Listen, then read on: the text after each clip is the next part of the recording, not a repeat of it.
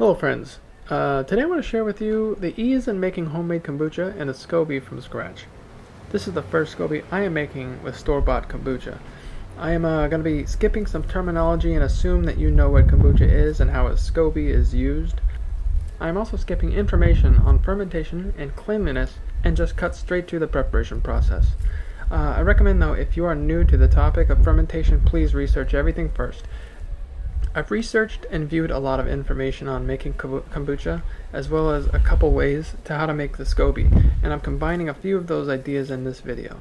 After watching this process, you should be able to make your own and utilize all the health benefits. Benefits similar to other fermented foods known for balancing digestion, increased vitamin consumption, increased energy. Conversely, I read something on PubMed describing cases of hyperthermia, lactic acidosis, and acute renal failure. So I should tell you first, seek your doctor's professional medical opinion before drinking kombucha. So my first step is to take my raw and organic store-bought kombucha and pour them into my prepping jar. Here.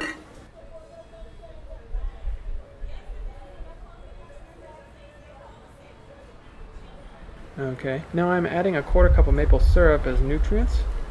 I'm using maple syrup since I'm short on actual sugar, but it still contains equivalent properties of sugar, so it should be fine.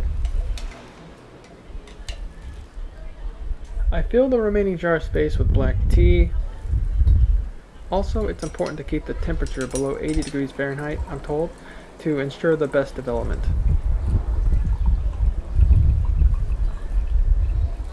After that, I'll lightly shake it up to help integrate it.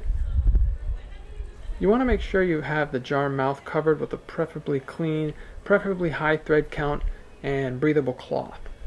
I'm using a rubber band to keep it close to the bottle and prevent any insects from getting in. As well, I'm going to put the lid loosely on top as a further contamination precaution. Cool. Now we play the waiting game and keep a close eye on it, as SCOBY should form out of thin kombucha meant for brewing kombucha.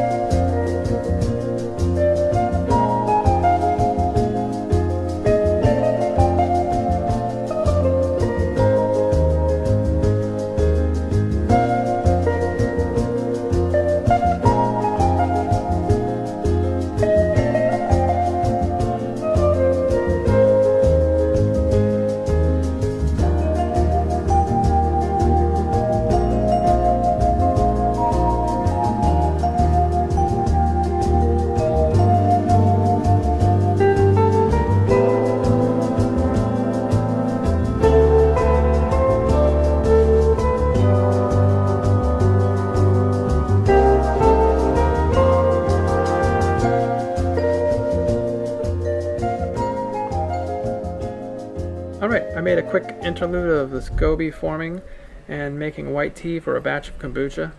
It's been a good 20 days, which is longer than I anticipated, but nonetheless, I'll now reveal the SCOBY that has been forming over the past few weeks. Alright, you'll see it's an opaque, shiny white brown, kind of creepy substance.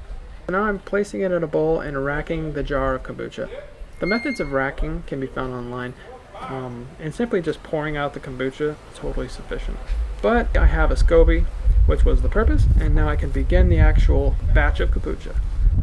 Also, I kind of cheated this. I cooled the tea to room temperature and placed it back into the previously used kombucha bottles, just as a personal measurement for how much I'll need. Drop in a quarter cup of sugar. This time I have it. Stir it.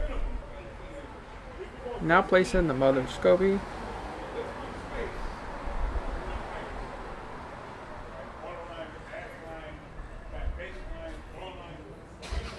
Now I top it off with more brewed tea. I used a white tea this time. I put it back on the cloth with a rubber band, and it should take 2 or so weeks for my kombucha batch to finish. Okay, so in hindsight, larger jars are something I'd recommend, and I'll be switching to that one next time. I was thinking about doing 1 cup of sugar per gallon, maybe less sugar, I don't know, research some tables. Last thing, you should definitely keep an eye out for mold or irregular colors on the SCOBY. For one recommendation, spotty white is usually okay. It's green and fuzzy that you should watch out for, so fingers crossed and always wash your hands with soap, then rinse with vinegar before handling a SCOBY. In paraphrase from Keith Davis, healthy mothers equal healthy babies. Good luck to you, and thank you all for watching.